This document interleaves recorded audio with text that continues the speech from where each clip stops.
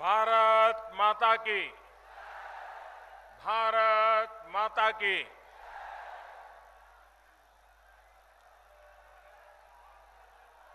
महात्मा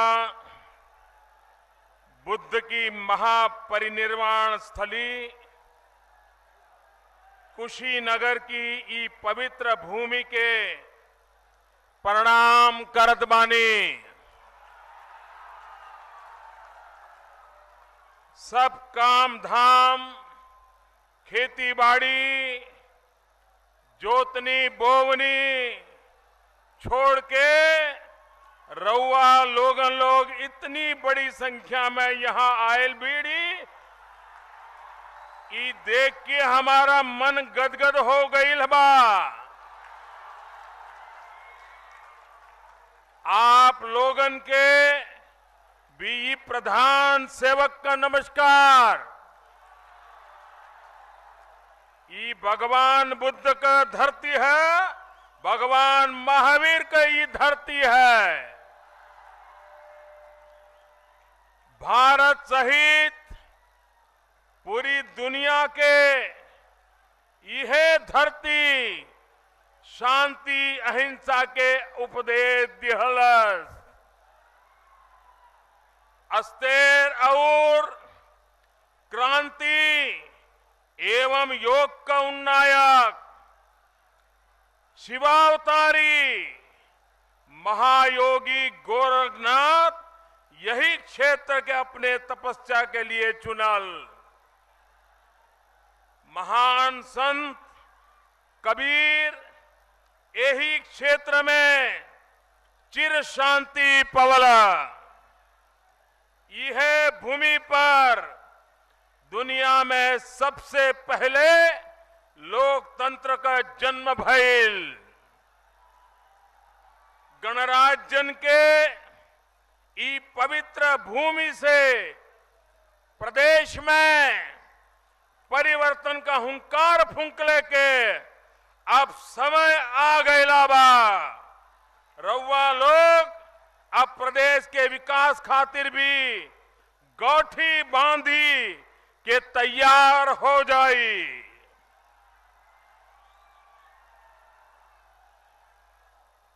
मंच पर विराजमान श्रीमान ओम जी, प्रदेश के उत्साही लोकप्रिय नौजवान अध्यक्ष श्री केशव प्रसाद मौर्य जी, आदरणीय कलराज मिश्र जी, श्री मनोज सिन्हा जी, अनुप्रिया पटेल जी, सांसद श्रीमान आदित्यनाथ जी, रीता बहुगुणा जी, श्रीमान रमापति जी, रामेश्वर जी, सूर्य प्रताप जी, उपेंद्र शुक्ला जी, स्वामी प्रसाद मौर्य जी, हमारे यहां के सांसद श्रीमान राजेश पांडे जी, श्रीमान कामेश्वर सिंह जी, श्री राम चौहान जी, संतोष सिंह जी, जन्मेजय सिंह जी, दारा सिंह जी, विजय दुबे जी, स्वतंत्र देव सिंह जी, जयप्रकाश जी, शिव प्रताप शुक्ला जी, जयप्रकाश निषाद जी, भाई पंकज सिंह, महेंद्र यादव जी, श्री गंगा सिंह कुशवाहा जी, रविंद्र कुशवाहा जी और विशाल संख्या में पधारे हुए मेरे प्यारे भाइयों और बहनों, मुझे एक बार फिर आप सबके बीच आने का सौभाग्य मिला है। 2014 के चुनाव में मैं उत्तर प्रदेश के काशी क्षेत्र से चुनाव लड़ रहा था। उत्तर प्रदेश के कई स्थानों में जाने का सौभाग्य मिला था, लेकिन मेरे भाइयों बहनों, उस समय मैं खुद चुनाव लड़ रहा था, यहां कुशीनगर में भी आया था, लेकिन उस समय सभा में इससे आधे लोग भी नहीं आते थे।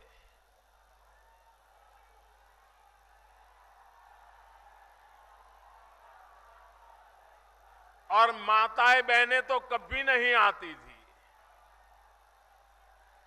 आज इतनी बड़ी तादाद में माताएं बहनें मुझे आशीर्वाद देने आई हैं। इतनी बड़ी विशाल जनसभा मुझे आशीर्वाद देने आई है। माताएं बहनें भाइयों बहनों, मैं आप सबको सर झुकाकर नमन करता हूं, आपका अभिनंदन करता हूं। और आपने मुझ पर जो ये विश्वास जताया है, आपके आशीर्वाद से, आपके विश्वास को कभी मैं चोट नहीं पहुंचने दूंगा, आंच नहीं आने दूंगा।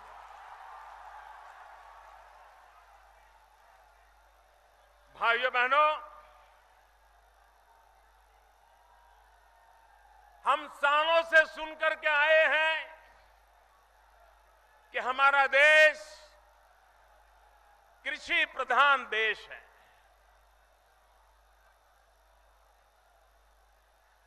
अगर भारत में गांव, गरीब, किसान, उसके जीवन में अगर हमने बदलाव लाया होता तो हिंदुस्तान को आज जो मुसीबतें झेलनी पड़ रही है, ये मुसीबतें कभी झेलनी नहीं पड़ती। ये हमारा गांव ताकतवर होता, हमारा किसान ताकतवर होता, तो वो हिंदुस्तान की समस्याओं को दूर करने के लिए सबसे पहले खड़ा हुआ होता। और इसलिए भाइयों बहनों, आज जो दिल्ली में सरकार बैठी है, ये सरकार पूरी तरह गरीबों को समर्पित है। ये सरकार गांव को समर्पित है। ये सरकार किसानों को समर्पित है। ये सरकार दलित, पीड़ित, शोषित, वंचित, इन सभी हमारे समाज के लोगों को समर्पित है, उनका कल्याण करना चाहता। भाइयों बहनों,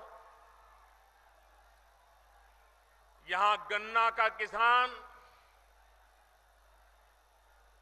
कैसी कैसी परेशानियों से गुजरा है, ये कौन नहीं जानता है। चीनी मिलें यहां के जीवन के लिए चुनौती बन गई। और राजेश जी कह रहे थे, अगर देने वाला मजबूत है तो मांगने की जरूरत क्या है। भाइयों बहनों, मैं भी आप ही के जैसा हूं। ये जमाना चला गया जब सरकार में बैठे हुए लोग ये मानते थे कि वो देने वाले बन गए हैं। हम तो सेवक हैं, सेवक आपकी सेवा करने के लिए आए हैं। आपका कष्ट हमारा कष्ट है। आपकी कठिनाइयों को दूर करना ये हमारी जिम्मेवारी है। सेवा भाव से करना हमारी जिम्मेवारी है।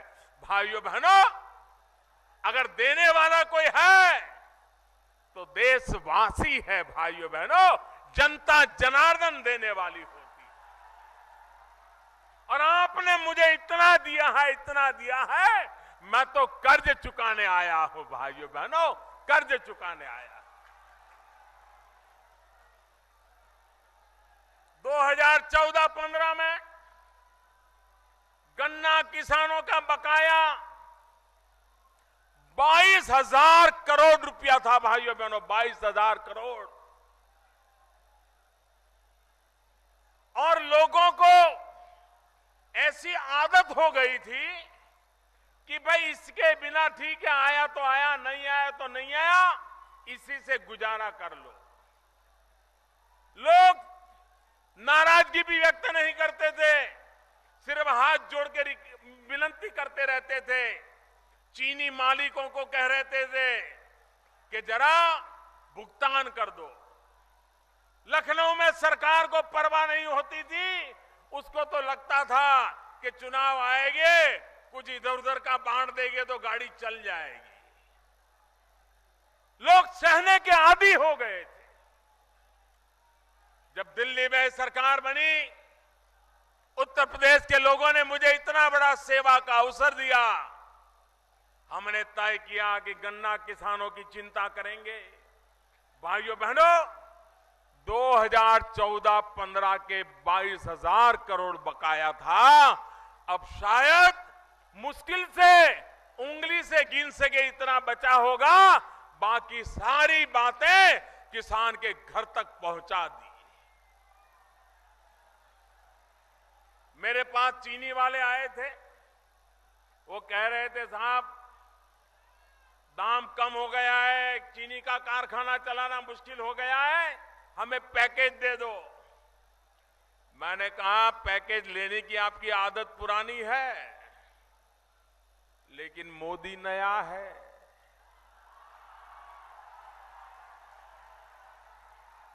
मुझे ये पुरानी आदत आती नहीं है। तो पहली मीटिंग में मैंने कहा जो मांगो देने को तैयार हूं, तो बड़े खुश होकर के गए। फिर मैंने धीरे से अफसरों को भेजा और मैंने कहा कि जरा मुझे सूची दो, कौन कौन गन्ने किसान का कितना पैसा बकाया है, उसकी जरा सूची दो। तो चीनी मिल के लोग जरा कांपने लग गए। फिर दोबारा मिलने आए। मैंने कहा पैकेज मिलेगा, लेकिन कारखाने के मालिक को नहीं मिलेगा। हमें सूची दे दो, गन्ना किसान का जो बकाया है सीधा सीधा उसके बैंक अकाउंट में जमा करेंगे, आपको बीच में नहीं आने देंगे। तो वो कहने लगे नहीं नहीं साहब पैकेज नहीं चाहिए, यहां तक कहने लग गए पैकेज नहीं चाहिए। भाइयों बहनों, सरकार ने फैसला किया गन्ना किसानों का बकाया है, उसका पैकेज चीनी मालिकों को नहीं दिया जाएगा, गन्ना किसानों के खाते में जमा होगा। और जिन जिन लोगों ने बैंक का खाता खुलवाया उसका तुरंत फायदा उनको मिल गया, उनके खाते में सीधा पैसा जमा हो गया, कोई बिचौलिया बीच में नहीं आया। भाइयों बहनों, चीनी मिले चले, गन्ना किसान को उसकी मेहनत का पैसा मिले, इसके लिए हमारी भरपूर कोशिश है। लेकिन इसके लिए एक के बाद एक कदम उठाने पड़ते हैं। हमने कदम उठाया कि जब चीनी का दाम कम हो जाता है दुनिया में, तो चीनी मिलें बंद हो जाती हैं। चीनी मिलें बंद हो जाए तो गन्ना किसान का गन्ना कोई खरीदता नहीं है, और खरीदता है तो 3 महीने 4 महीने के बाद खरीदता है, और तब उसका वजन कम हो जाता है। वजन कम हो जाता है तो किसान तो घाटे में ही चला जाता है। ये खेल चलता रहता है और बेचारा किसान चुपचाप सहन करता रहता है। हमने तय किया अगर दुनिया में चीनी का दाम इधर उधर हो गया तो हम हिंदुस्तान के चीनी के कारखाने में चीनी नहीं बनाएंगे तो इथेनॉल बनाएंगे। इथेनॉल बना करके पेट्रोल डीजल की जगह पर उसको उपयोग करेंगे, गाड़ी चलाने के लिए उसको जलाएंगे, लेकिन किसान का गन्ना नहीं जलने देंगे। और चीनी मिलों को इथेनॉल बनाने के लिए मजबूर किया। जिनके पास प्लांट नहीं थे उनको कहा है प्लांट लगाओ।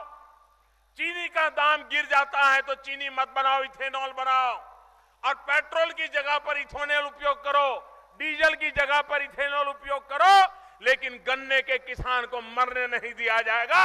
यह काम हमने करके दिखाया भाइयों बहनों। 100 करोड़ लीटर अब तक का हिंदुस्तान का रिकॉर्ड है कि भारत ने 100 करोड़ लीटर इथेनॉल बना करके गाड़ियों में उसका उपयोग किया। उसके कारण जो विदेशों से तेल लाना पड़ता है उसमें हम कुछ बचत कर पाए, इधर गन्ना के किसान को भुगतान कर पाए। भाइयों बहनों, समस्याएं आती है, लेकिन समस्याओं के रास्ते भी खोजे जा सकते हैं। ये सरकार ऐसी है जो समस्याओं को भी सामना करने के लिए हर पल तैयार रहती है, जनता जनार्दन के साथ खड़े रह करके चलती है। भाइयों बहनों, मैं हमेशा कहता हूं, उत्तर प्रदेश का भला तब तक नहीं होगा जब तक उत्तर प्रदेश का पूर्वी उत्तर प्रदेश उसका विकास नहीं होगा।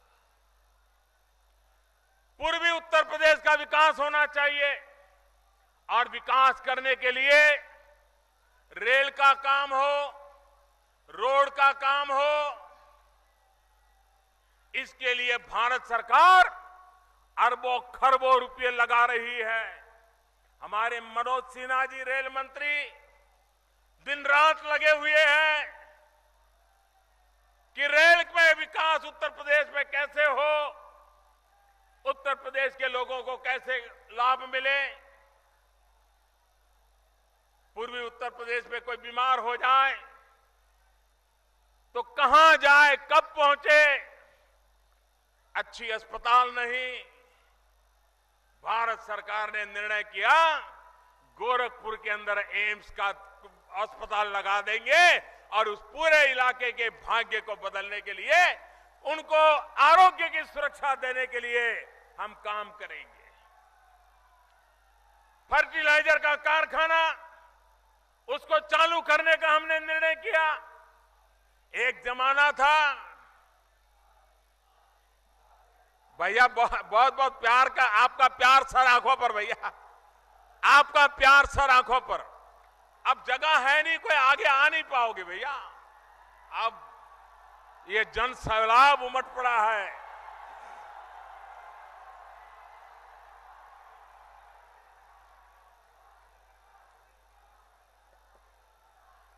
भाइयों बहनों, हमने देखा है हमारे किसान को जब यूरिया चाहिए, यूरिया, किसान को रात रात यूरिया लेने के लिए कतारों में खड़े रहना पड़ता था। हड्डियां पिघल जाए ऐसी ठंड में रात रात कतार में खड़े रहना पड़ता था। लेकिन देश में कभी किसी को इसकी पीड़ा नहीं होती थी। और जब यूरिया लेने जाता था, पुलिस आकर के लाठीचार्ज करती थी, किसान को यूरिया नहीं मिलता था। मेरे भाइयों बहनों, 1 साल हो गया, आपने देखा होगा कहीं पर यूरिया के लिए रात को कतार नहीं लगानी पड़ती, कहीं पर यूरिया के लिए पुलिस को लाठी नहीं चलानी पड़ती। ये कैसे हुआ? ये जादू कैसे आया? भाइयों बहनों, रातों रात कोई यूरिया का कारखाना तो नहीं लग गया था, लेकिन क्यों नहीं मिलता था यूरिया? यूरिया की पैदावार नहीं थी क्या? यूरिया की पैदावार थी, यूरिया के कारखाने चलते थे, किसान को सब्सिडी भी मिलती थी, लेकिन यूरिया किसान के खेत में नहीं जाता था, केमिकल के कारखाने में चोर रास्ते से चला जाता था और केमिकल वालों को सस्ते में यूरिया मिल जाता था। उसमें से वो अपनी और चीजें बना करके बाजार में बेचते थे। फर्टिलाइजर फसल के लिए हुआ करता था। फर्टिलाइजर यूरिया ये उद्योगपतियों की भलाई के लिए उपयोग में आता था। हमने आकर के उसकी दवाई की, बड़ा अच्छा उपाय ढूंढ निकाला। हमने कहा हम यूरिया का नीम कोटिंग कर देंगे। जो नीम का पेड़ होता है, नीम की जो फली होती है, उसका तेल यूरिया पर लगा देंगे। उससे जो धरती माता है उसको भी अच्छा खुराक मिल जाएगा। और एक बार यूरिया पर नीम कोटिंग हो गया तो किसी भी केमिकल के लिए वो यूरिया बेकार हो गया। और इसलिए अब 100 ग्राम यूरिया भी केमिकल के कारखाने में नहीं जाता है। जितना यूरिया पैदा होता है किसान के खेत में जाता है। बताइए भाइयों बहनों, चोरी बंद हुई कि नहीं हुई? बेईमानी बंद हुई कि नहीं हुई? काला बाजारी बंद हुई कि नहीं हुई? किसान को यूरिया मिला कि नहीं मिला? भाइयों बहनों, क्या इसका ज्ञान पहले नहीं था क्या? पहले की सरकारों को भी इसका ज्ञान था, कागज पे सब लिखा हुआ है। लेकिन किसान से ज्यादा उनको कारखाने वालों की चिंता थी और इसलिए कभी उन्होंने यूरिया की इस प्रकार से चिंता नहीं की। हमने 100% यूरिया नीम कोटिंग कर दिया और उसके कारण आज किसान को यूरिया मिल रहा है। भाइयों बहनों, हमने किसान के लिए सॉइल हेल्थ कार्ड बनाया। आज आप देखते होंगे जब हम बीमार हो जाते हैं तो हम लोग ब्लड टेस्ट करवाते हैं। पेशाब की जांच करवाने के लिए डॉक्टर कहता है। उसका जब तक रिपोर्ट नहीं आता है डॉक्टर दवाई नहीं देता है। वो कहता है पहले पैथोलॉजिकल जांच करवा के लाइए, ब्लड टेस्ट का रिपोर्ट लाइए, यूरिन टेस्ट का रिपोर्ट लाइए, उसके बाद वो दवाई करता है। भाइयों बहनों, जैसा शरीर का स्वभाव है वैसा ही ये हमारी धरती माता का भी है। धरती माता में भी बीमारियां होती हैं, धरती माता में भी ताकत होती है, अच्छाइयां होती है। और इसलिए जैसे हमारे शरीर में ब्लड की जांच हो सकती है, हमारे खून की जांच हो सकती है, हमारे पेशाब की जांच हो सकती है, वैसे ये धरती मां के अंदर क्या क्या अच्छाइयां हैं, किस कमियां हैं, उसकी जांच हो सकती है।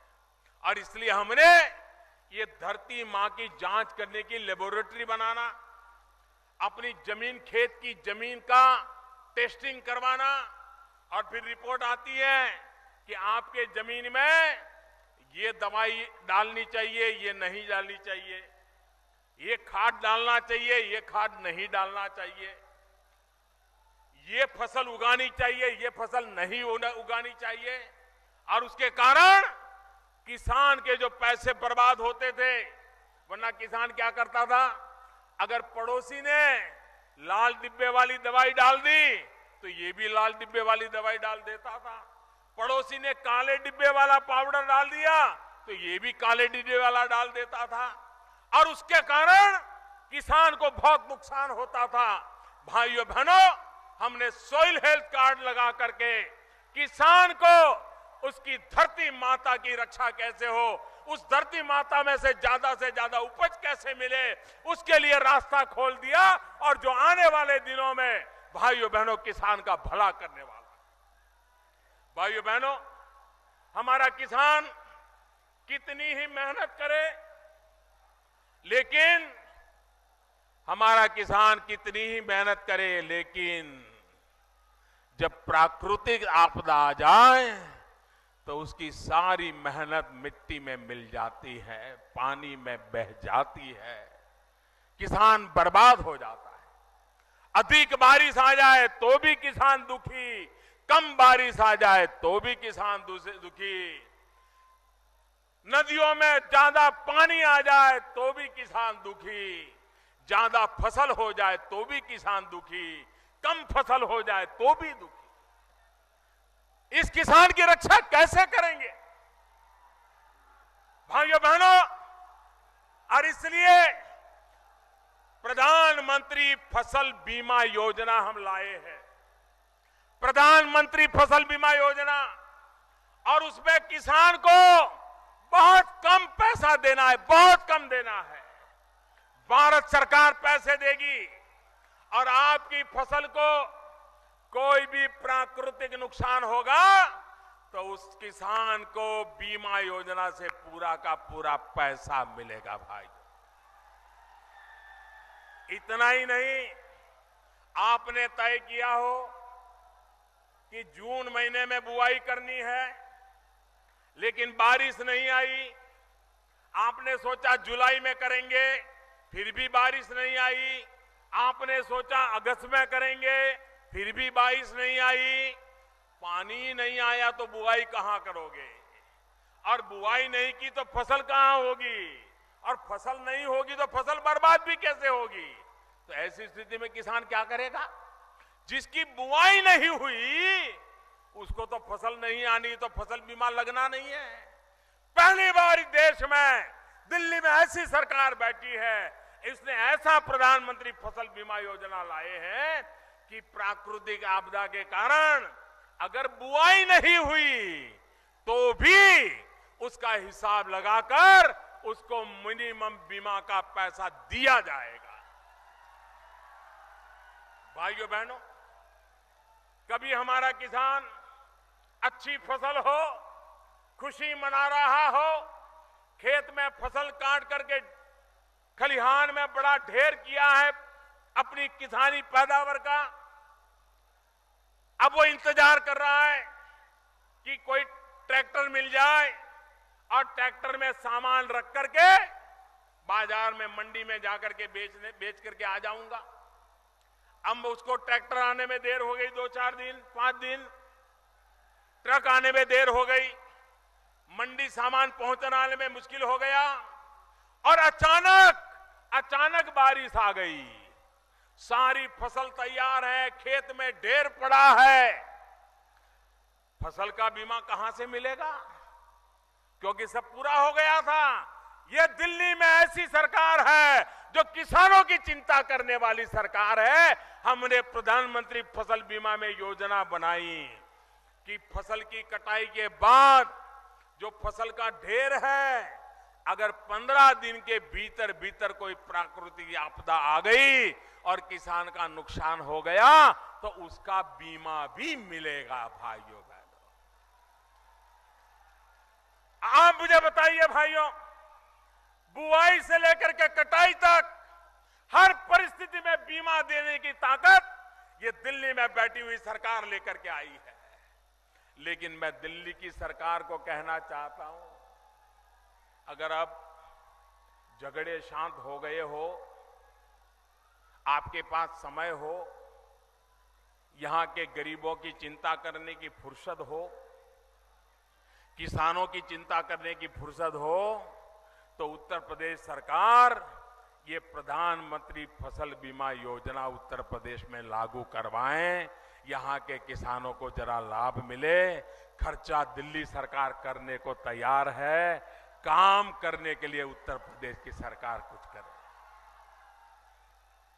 मुझे नहीं लगता है कर पाएंगे, उनको इसमें इंटरेस्ट ही नहीं है। भाइयों, समस्याओं का समाधान करने में इंटरेस्ट नहीं है।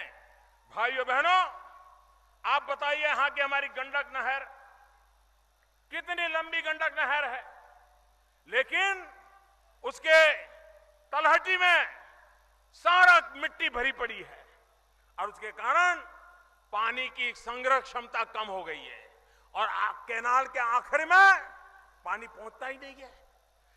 पानी दिखता है फिर भी किसान का खेत सूखा है। भाइयों बहनों, हम कह कह करके थक गए इन सरकारों को, उत्तर प्रदेश सरकार को कह कह करके थक गए कि मनरेगा के पैसे हम दे रहे हैं, अब मनरेगा से इस गंडक की नहर जो है उसको जरा मिट्टी निकलवाइए ताकि पानी मेरे किसानों को पहुंचे। उनको ये करने की भी फुर्सत नहीं। आप मुझे बताइए भाइयों, क्या ये कूड़ा कचरा निकालना वो कोई राजनीति है क्या? राजनीति है क्या? ये कूड़ा कचरा निकालोगे तो किसान का भला होगा कि नहीं होगा? अगर नहर साफ होगी तो किसान का भला होगा कि नहीं होगा? लेकिन भाइयों बहनों, ये ऐसे राजनीतिक प्रकृति के लोग हैं कि उनको कूड़ा कचरा निकालना ही नहीं है। उनको सब जगह पे कूड़े कचरे में ही मजा आता है। अभी पिछले दिनों हमने एक निर्णय किया भ्रष्टाचार के खिलाफ, काले धन के खिलाफ 500 और 1000 की नोट बंद कर दी।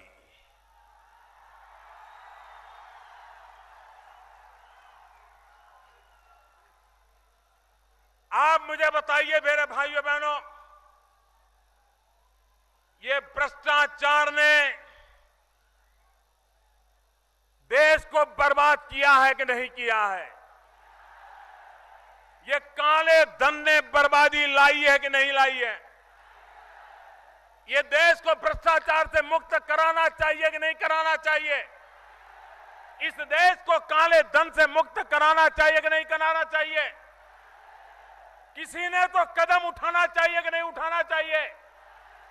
भाइयों बहनों, बीमारी के कारण जब बीमारी दूर करने के लिए दवाइयां देते हैं तो थोड़ी तकलीफ होती है कि नहीं होती है? आज मैं देश का आभार व्यक्त करने आया हूं। भगवान बुद्ध की इस धरती से मैं देशवासियों का आभार व्यक्त करता हूं, क्योंकि यही तो महापुरुष थे जिन्होंने हमें संयम का मार्ग सिखाया है। यही तो महापुरुष है, यही तो महात्मा गांधी की धरती है जिसने हमें ट्रस्टीशिप का सिद्धांत सिखाया है। भाइयों बहनों, दूसरों का लूट करके जमा करने वाले लोग क्या कभी किसी का भला करेंगे? हक का पैसा हर एक को मिलना चाहिए, लेकिन लूट का पैसा मिलना चाहिए क्या? ये सरकारी खजाने में जमा होना चाहिए कि नहीं होना चाहिए? और इसलिए भाइयों बहनों, सरकार ने 8 तारीख को निर्णय किया है और मैंने देश से 50 दिन मांगे हैं। 50 दिन। पहले दिन मैंने कहा है कि तकलीफ होगी, जो बड़े बड़े हैं उनको बड़ी बड़ी तकलीफ होगी, लेकिन छोटे छोटे लोगों को छोटी छोटी तकलीफ तो होगी। मेरे भाइयों बहनों, ये देश की जनता को मैं नमन करता हूं। ये लोकतंत्र की ताकत देखिए। कल चीन के अखबारों ने लिखा है कि लोकतंत्र में कोई ऐसा फैसला लेने की हिम्मत नहीं कर सकता है। अरे उन्हें मालूम नहीं है भारत की जनता की रग रग में ऐसा लोकतंत्र है जो औरों की भलाई सोचता है, अपनी भलाई बाद में सोचता है, और इसलिए जनता जनार्दन के आशीर्वाद के कारण ऐसा कठोर फैसला करने का साहस होता है। मैं इस बात से सहमत हूं। मैंने पहले दिन से कहा है कि निर्णय सरल नहीं है, उसको लागू करना भी सरल नहीं है।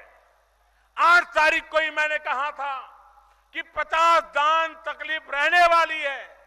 अभी तो मेरे प्यारे भाइयों बहनों 20 दिन हुआ है, अभी 30 दिन बाकी है। सरकार पूरी तरह आपकी समस्याओं का समाधान करने के लिए लगी हुई है और देशवासियों ने तकलीफ झेल करके भी मेरा साथ दिया है। इसके लिए मैं देशवासियों का जितना आभार व्यक्त करूं उतना कम है। भाइयों बहनों, ये बात सही है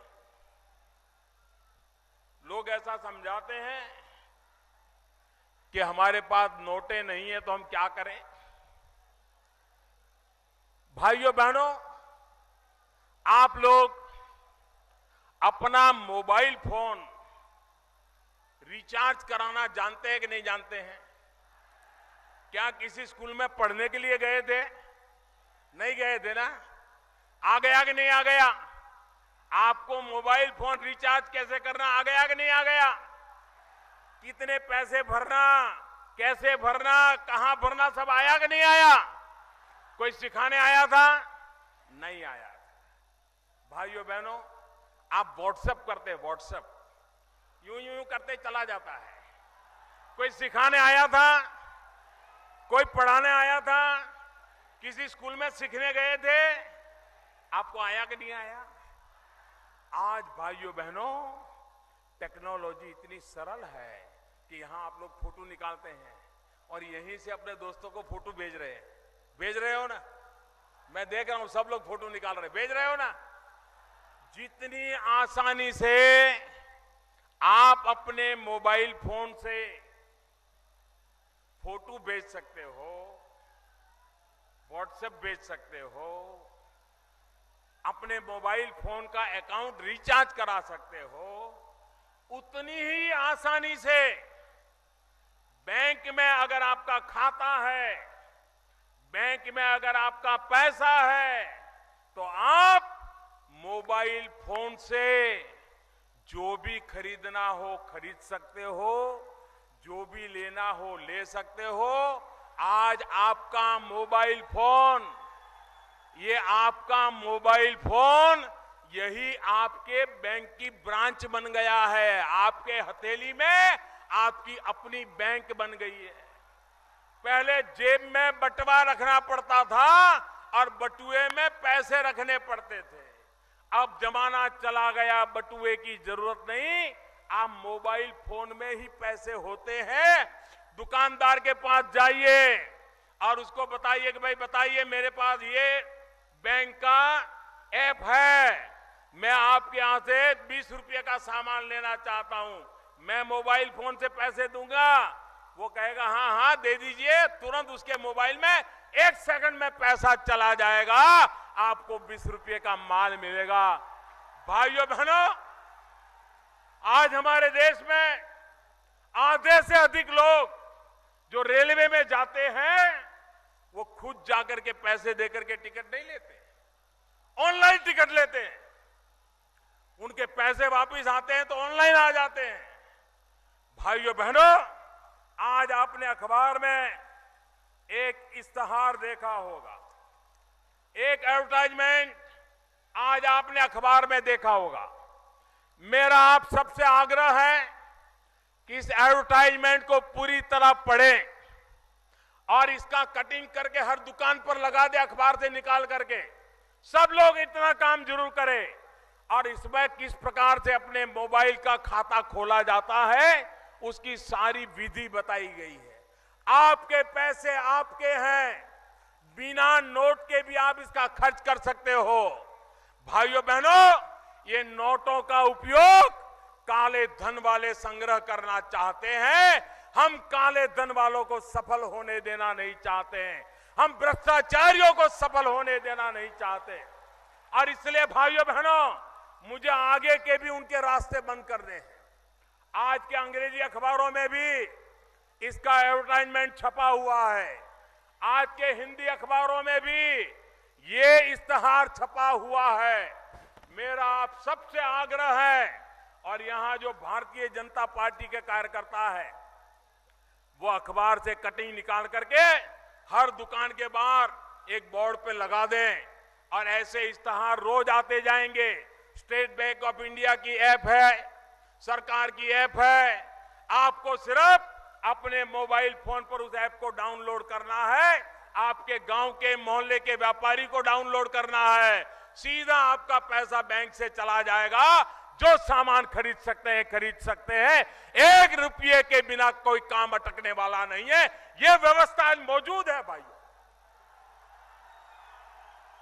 और इसलिए मुझे आपसे मदद चाहिए।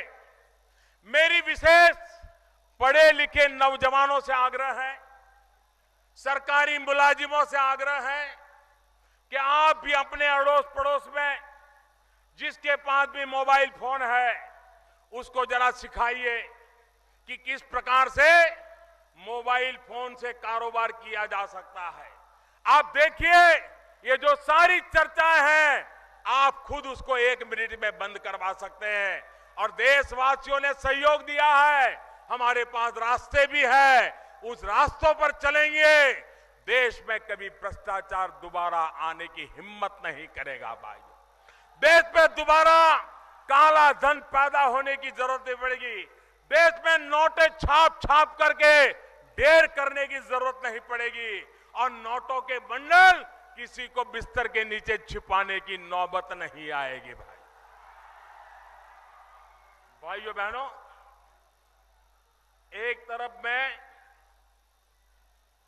भ्रष्टाचार का, भाइयों बहनों, एक तरफ सरकार, एक तरफ हम सब भ्रष्टाचार के सारे रास्ते बंद करने में लगे हैं, काले धन के सारे रास्ते बंद करने में लगे हैं और दूसरी तरफ भारत बंद करने में लगे हैं। आप मुझे बताइए, भ्रष्टाचार का रास्ता बंद होना चाहिए कि भारत बंद होना चाहिए? पूरी ताकत से बताइए, भ्रष्टाचार का रास्ता बंद होना चाहिए कि भारत बंद होना चाहिए? भ्रष्टाचार का रास्ता बंद होना चाहिए कि भारत बंद होना चाहिए? काला धन का रास्ता बंद होना चाहिए कि भारत बंद होना चाहिए? काले धन का रास्ता बंद होना चाहिए कि भारत बंद होना चाहिए? काले धन का रास्ता बंद होना चाहिए कि भारत बंद होना चाहिए? भाइयों बहनों, सिर्फ और सिर्फ गरीब के लिए यह फैसला मैंने लिया।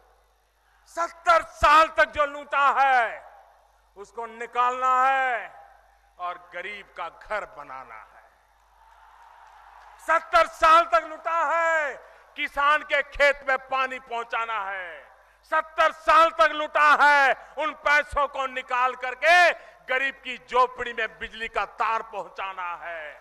70 साल तक लूटा है, उन पैसों से गरीब बच्चों की पढ़ाई करवानी है।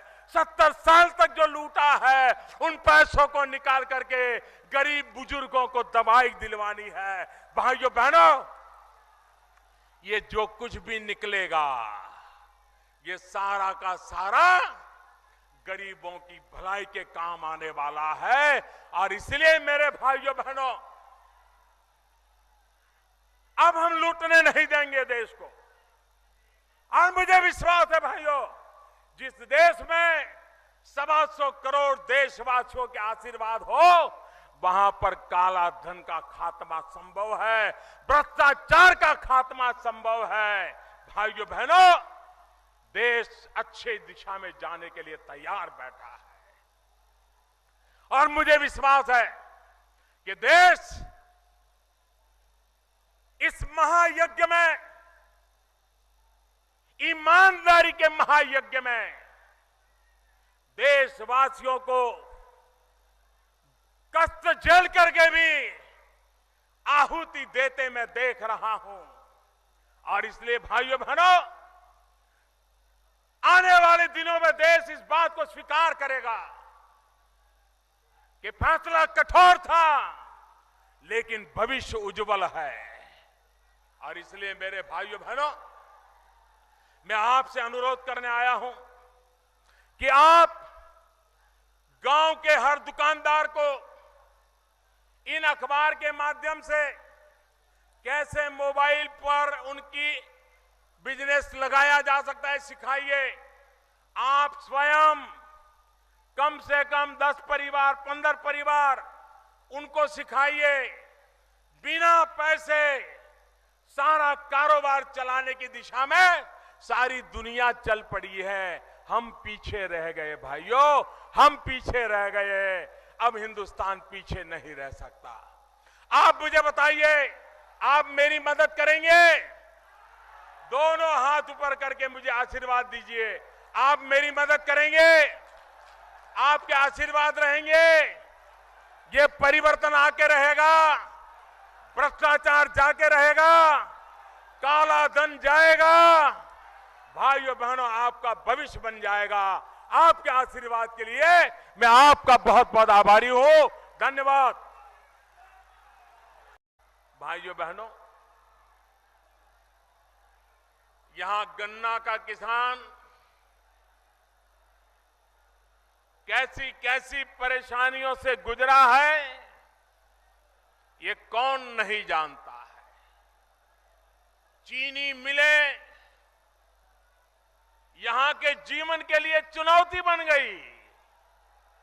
और राजेश जी कह रहे थे, अगर देने वाला मजबूत है तो मांगने की जरूरत क्या है। भाइयों बहनों, मैं भी आप ही के जैसा हूं। ये जमाना चला गया जब सरकार में बैठे हुए लोग ये मानते थे कि वो देने वाले बन गए हैं।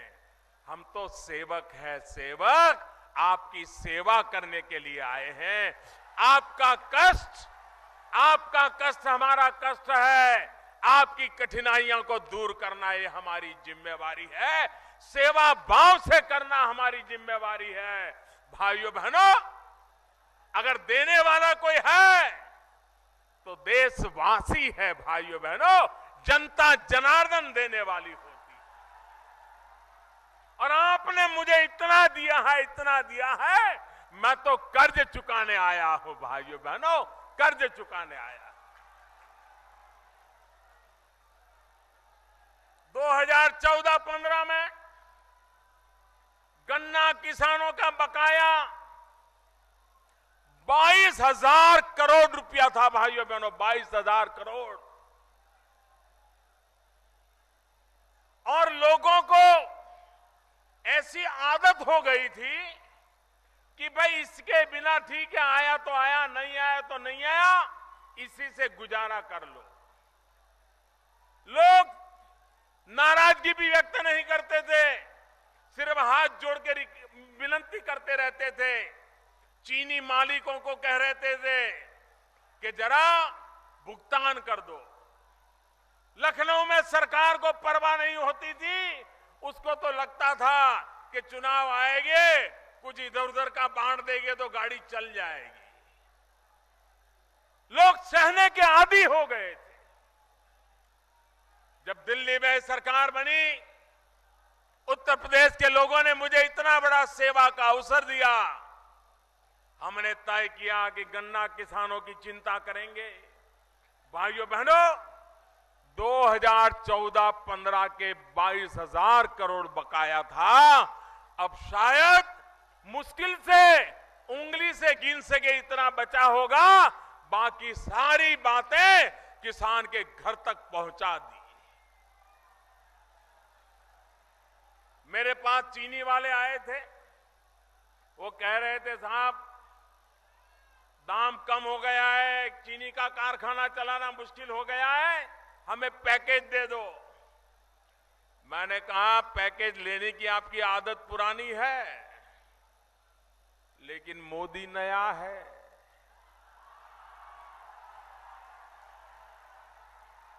मुझे ये पुरानी आदत आती नहीं है। तो पहली मीटिंग में मैंने कहा जो मांगो देने को तैयार हूं, तो बड़े खुश होकर के गए। फिर मैंने धीरे से अफसरों को भेजा और मैंने कहा कि जरा मुझे सूची दो, कौन कौन गन्ने किसान का कितना पैसा बकाया है, उसकी जरा सूची दो।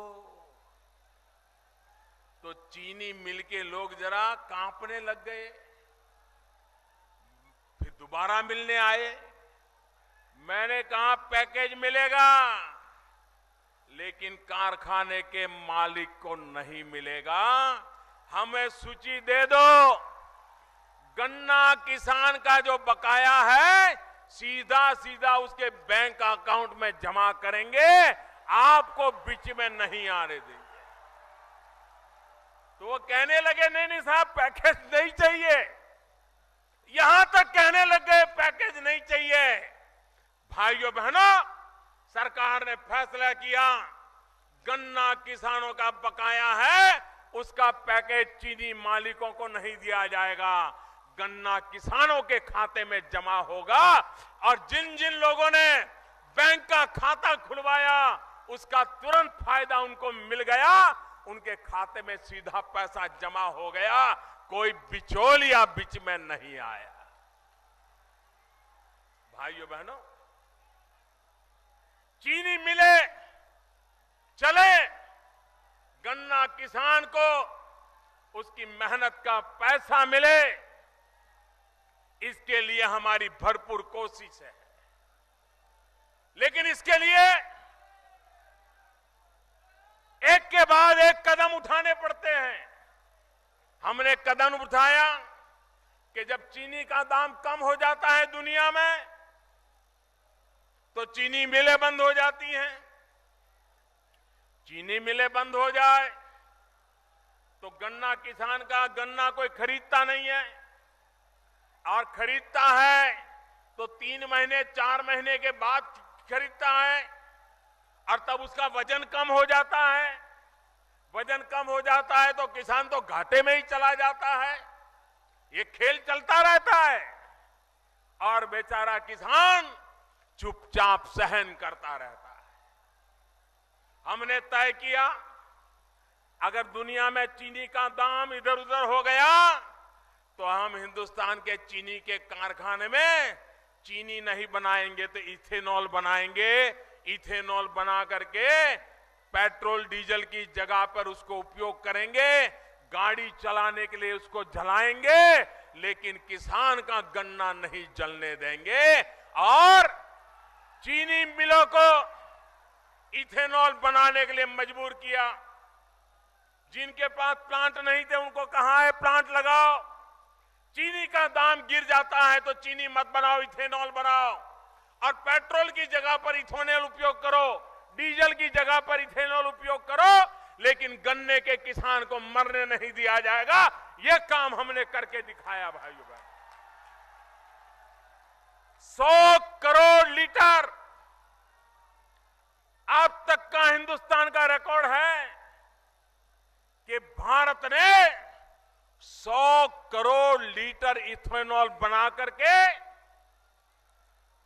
गाड़ियों में उसका उपयोग किया। उसके कारण जो विदेशों से तेल लाना पड़ता है उसमें हम कुछ बचत कर पाए, इधर गन्ना के किसान को भुगतान कर पाए। भाइयों बहनों, समस्याएं आती है लेकिन समस्याओं के रास्ते भी खोजे जा सकते हैं। ये सरकार ऐसी है जो समस्याओं को भी सामना करने के लिए हर पल तैयार रहती है, जनता जनार्दन के साथ खड़े रह करके चलती है। भाइयों बहनों, मैं हमेशा कहता हूं उत्तर प्रदेश का भला तब तक नहीं होगा जब तक उत्तर प्रदेश का पूर्वी उत्तर प्रदेश उसका विकास नहीं होगा। पूर्वी उत्तर प्रदेश का विकास होना चाहिए और विकास करने के लिए रेल का काम हो, रोड का काम हो, इसके लिए भारत सरकार अरबों खरबों रुपए लगा रही है। हमारे मनोज सिन्हा जी रेल मंत्री दिन रात लगे हुए हैं कि रेल में विकास उत्तर प्रदेश में कैसे हो, उत्तर प्रदेश के लोगों को कैसे लाभ मिले। पूर्वी उत्तर प्रदेश में कोई बीमार हो जाए तो कहां जाए, कब पहुंचे, अच्छी अस्पताल नहीं। भारत सरकार ने निर्णय किया गोरखपुर के अंदर एम्स का अस्पताल लगा देंगे और उस पूरे इलाके के भाग्य को बदलने के लिए, उनको आरोग्य की सुरक्षा देने के लिए हम काम करेंगे। फर्टिलाइजर का कारखाना उसको चालू करने का हमने निर्णय किया। एक जमाना था भैया, बहुत बहुत प्यार का, आपका प्यार सर आंखों पर भैया, आपका प्यार सर आंखों पर। अब जगह है नहीं, कोई आगे आ नहीं पाओगे भैया। अब ये जन सैलाब उमड़ पड़ा है।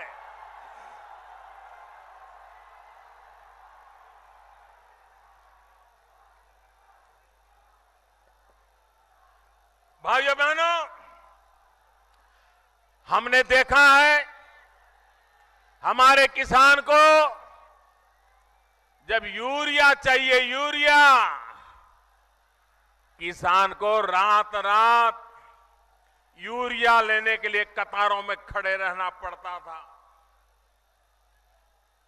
हड्डियां पिघल जाए ऐसी ठंड में रात रात कतार में खड़े रहना पड़ता था। लेकिन देश में कभी किसी को इसकी पीड़ा नहीं होती थी। और जब यूरिया लेने जाता था, पुलिस आकर के लाठीचार्ज करती थी, किसान को यूरिया नहीं मिलता था।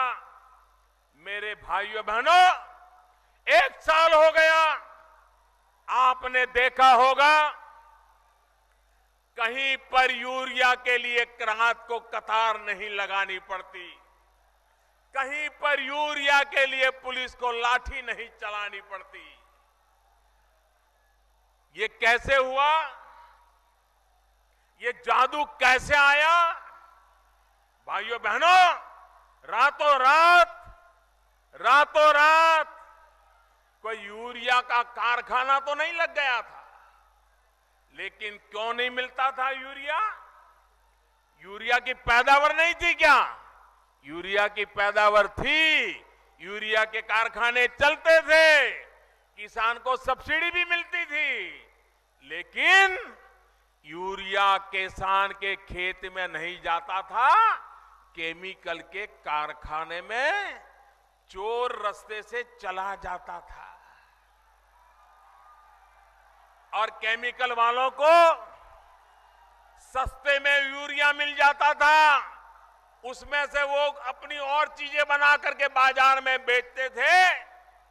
फर्टिलाइजर फसल के लिए हुआ करता था। फर्टिलाइजर यूरिया ये उद्योगपतियों की भलाई के लिए उपयोग में आता था। हमने आकर के उसकी दवाई की, बड़ा अच्छा उपाय ढूंढ निकाला। हमने कहा हम यूरिया का नीम कोटिंग कर देंगे। जो नीम का पेड़ होता है, नीम की जो फली होती है, उसका तेल यूरिया पर लगा देंगे। उससे जो धरती माता है उसको भी अच्छा खुराक मिल जाएगा। और एक बार यूरिया पर नीम कोटिंग हो गया तो किसी भी केमिकल के लिए वो यूरिया बेकार हो गया। और इसलिए अब 100 ग्राम यूरिया भी केमिकल के कारखाने में नहीं जाता है।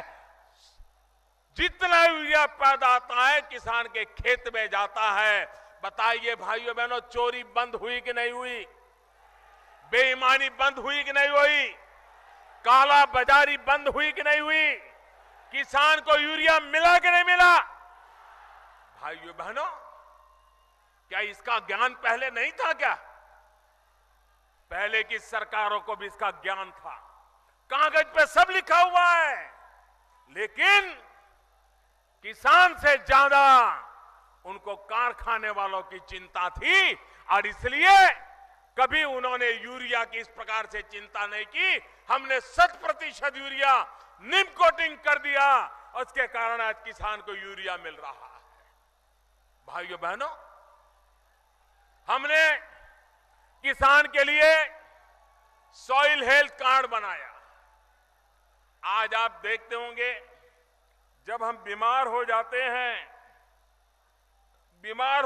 हैं तो हम लोग ब्लड टेस्ट करवाते हैं, पेशाब की जांच करवाने के लिए डॉक्टर कहता है। उसका जब तक रिपोर्ट नहीं आता है डॉक्टर दवाई नहीं देता है। वो कहता है पहले पैथोलॉजिकल जांच करवा के लाइए, ब्लड टेस्ट का रिपोर्ट लाइए, यूरिन टेस्ट का रिपोर्ट लाइए, उसके बाद वो दवाई करता है। भाइयों बहनों, जैसा शरीर का स्वभाव है वैसा ही ये हमारी धरती माता का भी है। धरती माता में भी बीमारियां होती हैं, धरती माता में भी ताकत होती है, अच्छाइयां होती है।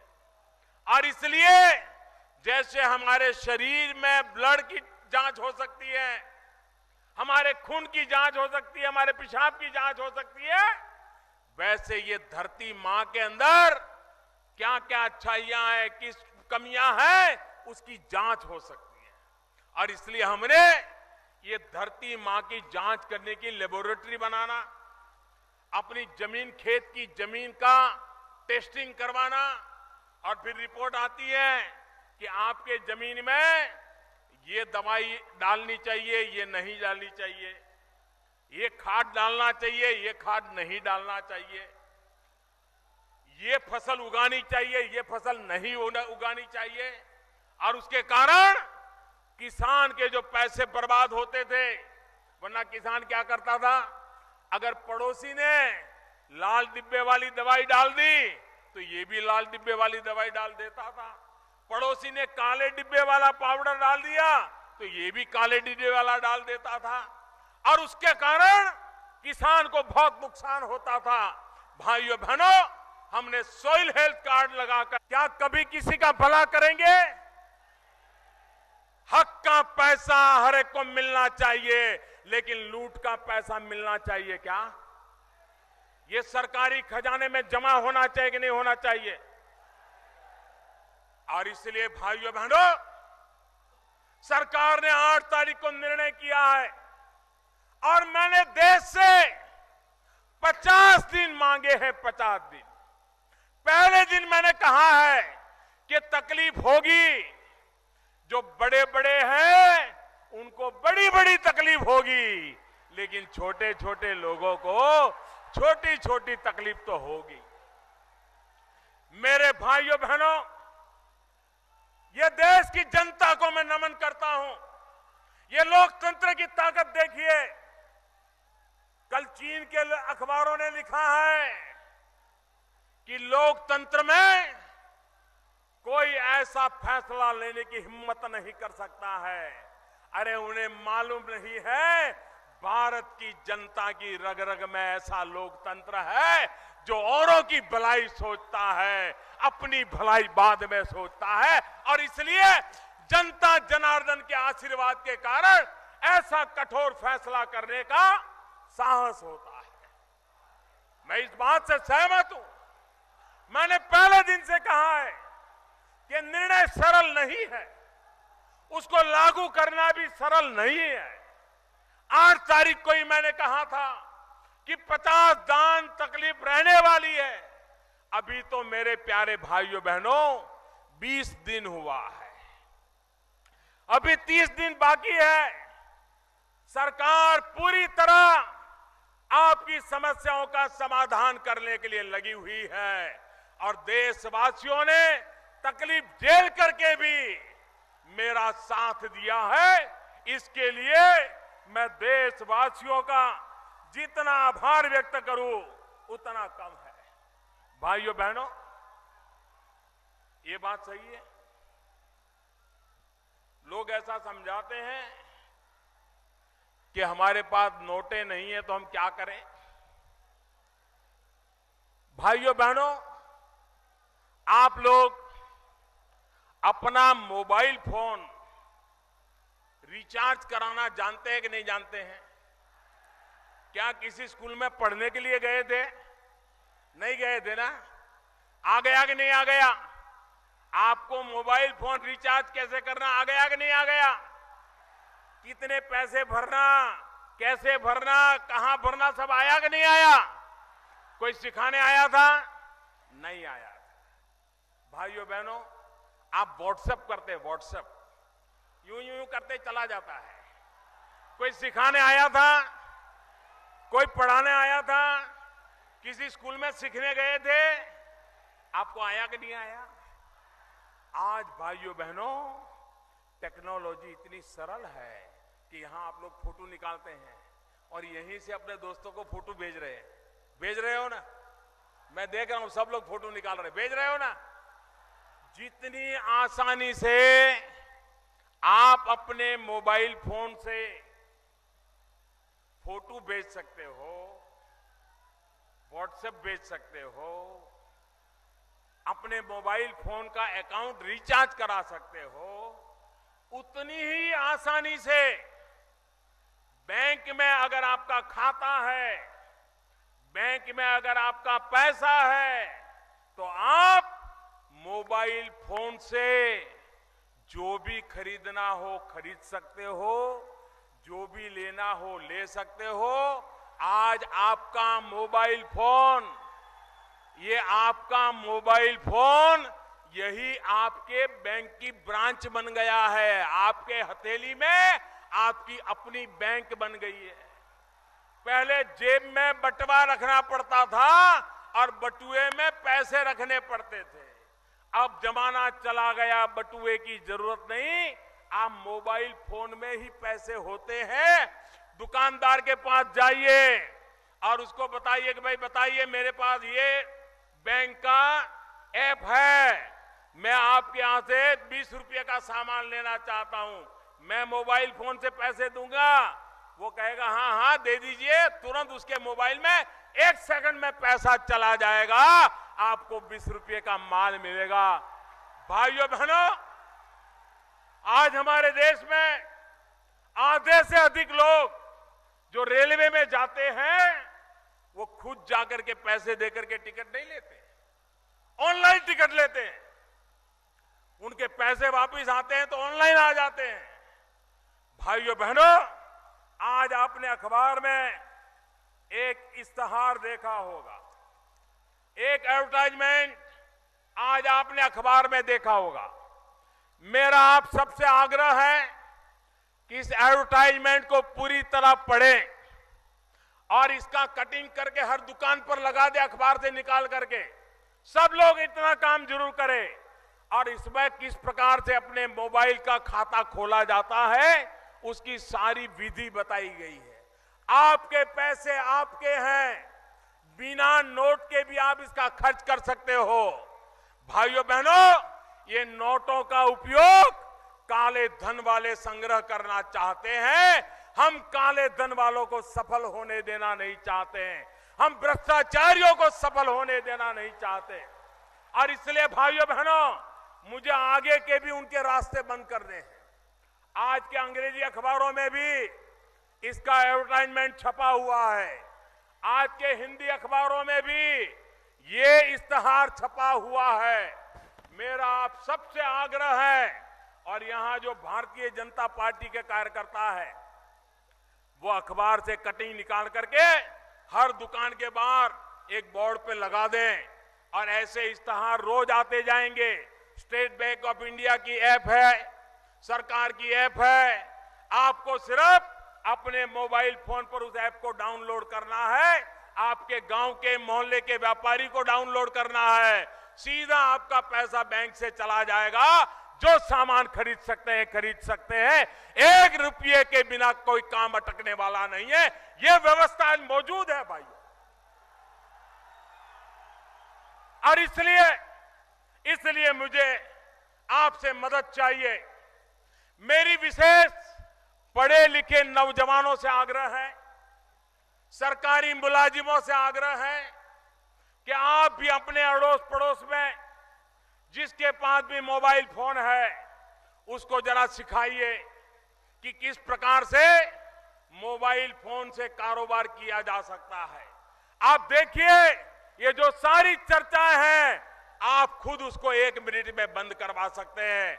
और देशवासियों ने सहयोग दिया है, हमारे पास रास्ते भी है, उस रास्तों पर चलेंगे। देश में कभी भ्रष्टाचार दोबारा आने की हिम्मत नहीं करेगा भाई। देश में दोबारा काला धन पैदा होने की जरूरत नहीं पड़ेगी। देश में नोटें छाप छाप करके ढेर करने की जरूरत नहीं पड़ेगी। करके किसान को उसकी धरती माता की रक्षा कैसे हो, उस धरती माता में से ज्यादा उपज कैसे मिले, उसके लिए रास्ता खोल दिया। और जो आने वाले दिनों में भाइयों बहनों किसान का भला करने वाला। भाइयों बहनों, हमारा किसान कितनी ही मेहनत करे, लेकिन हमारा किसान कितनी ही मेहनत करे, लेकिन जब प्राकृतिक आपदा आ जाए तो उसकी सारी मेहनत मिट्टी में मिल जाती है, पानी में बह जाती है, किसान बर्बाद हो जाता है। अधिक बारिश आ जाए तो भी किसान दुखी, कम बारिश आ जाए तो भी किसान दुखी, नदियों में ज्यादा पानी आ जाए तो भी किसान दुखी, ज्यादा फसल हो जाए तो भी किसान दुखी, कम फसल हो जाए तो भी दुखी। इस किसान की रक्षा कैसे करेंगे भाइयों बहनों? और इसलिए प्रधानमंत्री फसल बीमा योजना हम लाए हैं। प्रधानमंत्री फसल बीमा योजना, और उसमें किसान को बहुत कम पैसा देना है, बहुत कम देना है। भारत सरकार पैसे देगी और आपकी फसल को कोई भी प्राकृतिक नुकसान होगा तो उस किसान को बीमा योजना से पूरा का पूरा पैसा मिलेगा। भाई, इतना ही नहीं, आपने तय किया हो कि जून महीने में बुआई करनी है, लेकिन बारिश नहीं आई। आपने सोचा जुलाई में करेंगे, फिर भी बारिश नहीं आई। आपने सोचा अगस्त में करेंगे, फिर भी बारिश नहीं आई। पानी नहीं आया तो बुआई कहां करोगे, और बुआई नहीं की तो फसल कहां होगी, और फसल नहीं होगी तो फसल बर्बाद भी कैसे होगी। तो ऐसी स्थिति में किसान क्या करेगा? जिसकी बुआई नहीं हुई उसको तो फसल नहीं आनी, तो फसल बीमा लगना नहीं है। पहली बार देश में दिल्ली में ऐसी सरकार बैठी है, इसने ऐसा प्रधानमंत्री फसल बीमा योजना लाए हैं कि प्राकृतिक आपदा के कारण अगर बुआई नहीं हुई तो भी उसका हिसाब लगाकर उसको मिनिमम बीमा का पैसा दिया जाएगा। भाइयों बहनों, कभी हमारा किसान अच्छी फसल हो, खुशी मना रहा हो, खेत में फसल काट करके खलिहान में बड़ा ढेर किया है अपनी किसानी पैदावार का, अब वो इंतजार कर रहा है कि कोई ट्रैक्टर मिल जाए और ट्रैक्टर में सामान रख करके बाजार में मंडी में जाकर के बेच करके आ जाऊंगा। अब उसको ट्रैक्टर आने में देर हो गई, 2-4 दिन 5 दिन, ट्रक आने में देर हो गई, मंडी सामान पहुंचाने में मुश्किल हो गया, और अचानक बारिश आ गई। सारी फसल तैयार है, खेत में ढेर पड़ा है, फसल का बीमा कहां से मिलेगा? क्योंकि सब पूरा हो गया था। यह दिल्ली में ऐसी सरकार है जो किसानों की चिंता करने वाली सरकार है। हमने प्रधानमंत्री फसल बीमा में योजना बनाई कि फसल की कटाई के बाद जो फसल का ढेर है, अगर 15 दिन के भीतर कोई प्राकृतिक आपदा आ गई और किसान का नुकसान हो गया तो उसका बीमा भी मिलेगा। भाइयों बहनों, आप मुझे बताइए भाइयों, बुआई से लेकर के कटाई तक हर परिस्थिति में बीमा देने की ताकत ये दिल्ली में बैठी हुई सरकार लेकर के आई है। लेकिन मैं दिल्ली की सरकार को कहना चाहता हूं, अगर अब झगड़े शांत हो गए हो, आपके पास समय हो, यहां के गरीबों की चिंता करने की फुर्सत हो, किसानों की चिंता करने की फुर्सत हो, तो उत्तर प्रदेश सरकार ये प्रधानमंत्री फसल बीमा योजना उत्तर प्रदेश में लागू करवाएं। यहां के किसानों को जरा लाभ मिले। खर्चा दिल्ली सरकार करने को तैयार है, काम करने के लिए उत्तर प्रदेश की सरकार कुछ करे। मुझे नहीं लगता है कर पाएंगे, उनको इसमें इंटरेस्ट ही नहीं है भाइयों। समस्याओं का समाधान करने में इंटरेस्ट नहीं है। भाइयों बहनों, आप बताइए, यहां की हमारी गंडक नहर, कितनी लंबी गंडक नहर है, लेकिन उसके तलहटी में सारा मिट्टी भरी पड़ी है और उसके कारण पानी की संग्रह क्षमता कम हो गई है और कैनाल के आखिर में पानी पहुंचता ही नहीं है। पानी दिखता है, फिर भी किसान का खेत सूखा है। भाइयों बहनों, हम कह कह करके थक गए इन सरकारों को, उत्तर प्रदेश सरकार को कह कह कर थक गए कि मनरेगा के पैसे हम दे रहे हैं, अब मनरेगा से इस गंडक की नहर जो है उसको जरा मिट्टी निकलवाइए ताकि पानी मेरे किसानों को पहुंचे। उनको ये करने की भी फुर्सत नहीं। आप मुझे बताइए भाइयों, क्या ये कूड़ा कचरा निकालना वो कोई राजनीति है क्या? राजनीति है क्या? ये कूड़ा कचरा निकालोगे तो किसान का भला होगा कि नहीं होगा? अगर नहर साफ होगी तो किसान का भला होगा कि नहीं होगा? लेकिन भाइयों बहनों, ये ऐसे राजनीतिक प्रकृति के लोग हैं कि उनको कूड़ा कचरा निकालना ही नहीं है। उनको सब जगह पे कूड़े कचरे में ही मजा आता है। अभी पिछले दिनों हमने एक निर्णय किया, भ्रष्टाचार के खिलाफ, काले धन के खिलाफ 500 और 1000 की नोट बंद कर दी।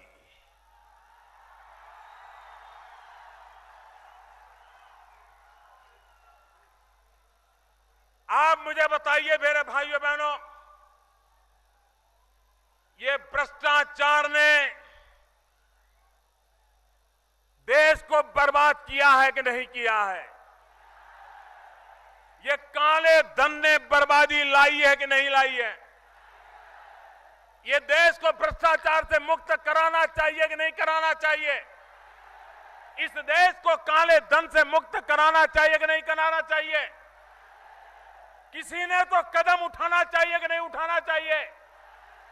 भाइयों बहनों, बीमारी के कारण जब बीमारी दूर करने के लिए दवाइयां देते हैं तो थोड़ी तकलीफ होती है कि नहीं होती है?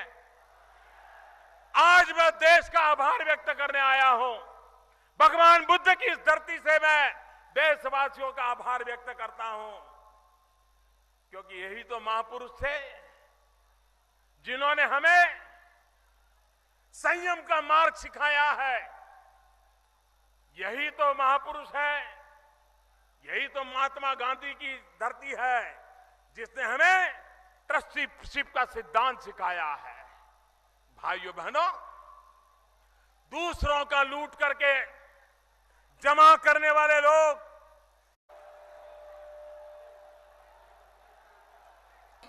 भारत माता की, भारत माता की।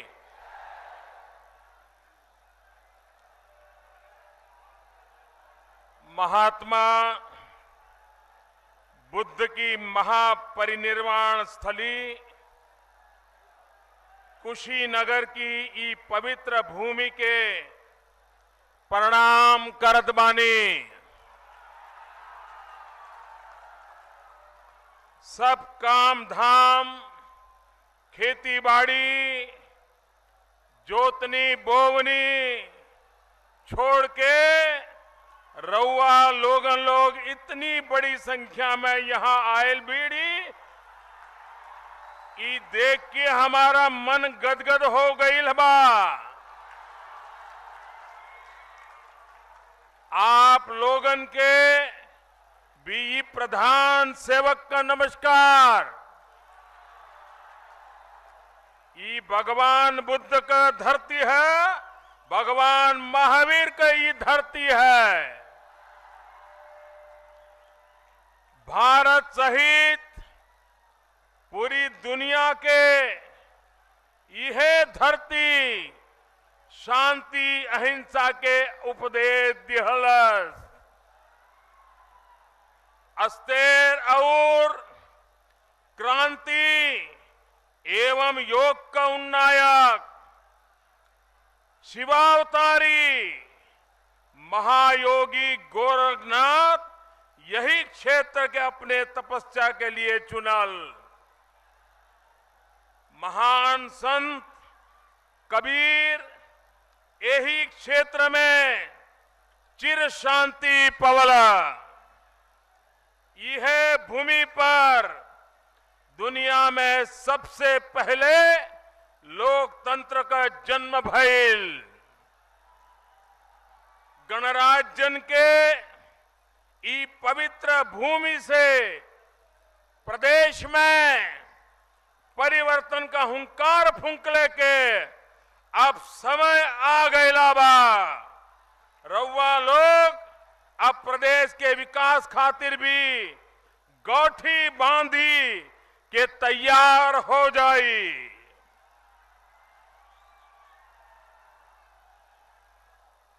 मंच पर विराजमान श्रीमान ओम जी, प्रदेश के उत्साही लोकप्रिय नौजवान अध्यक्ष श्री केशव प्रसाद मौर्य जी, आदरणीय कलराज मिश्र जी, श्री मनोज सिन्हा जी, अनुप्रिया पटेल जी, सांसद श्रीमान आदित्यनाथ जी, रीता बहुगुणा जी, श्रीमान रमापति जी, रामेश्वर जी, सूर्य प्रताप जी, उपेंद्र शुक्ला जी, स्वामी प्रसाद मौर्य जी, हमारे यहां के सांसद श्रीमान राजेश पांडे जी, श्रीमान कामेश्वर सिंह जी, श्री राम चौहान जी, संतोष सिंह जी, जन्मेजय सिंह जी, दारा सिंह जी, विजय दुबे जी, स्वतंत्र देव सिंह जी, जयप्रकाश जी, शिव प्रताप शुक्ला जी, जयप्रकाश निषाद जी, भाई पंकज सिंह, महेंद्र यादव जी, श्री गंगा सिंह कुशवाहा जी, रविंद्र कुशवाहा जी और विशाल संख्या में पधारे हुए मेरे प्यारे भाइयों और बहनों,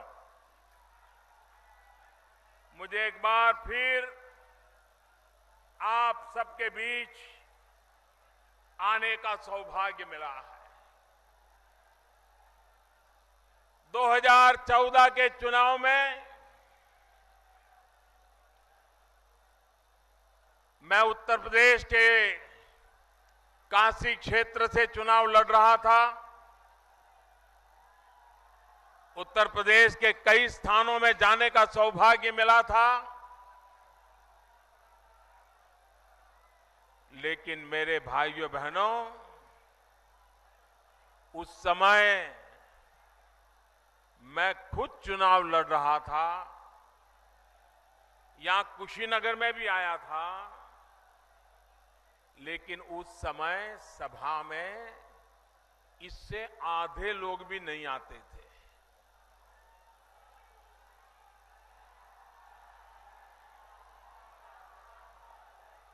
और माताएं बहनें तो कभी नहीं आती थी।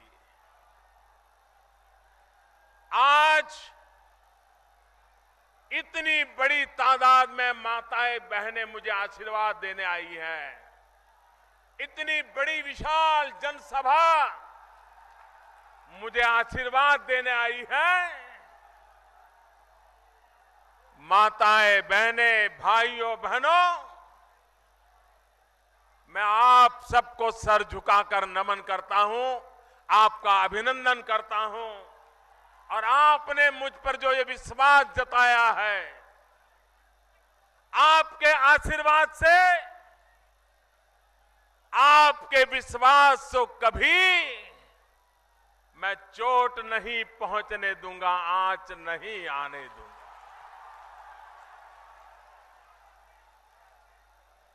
भाइयों बहनों, हम सालों से सुनकर के आए हैं कि हमारा देश कृषि प्रधान देश है।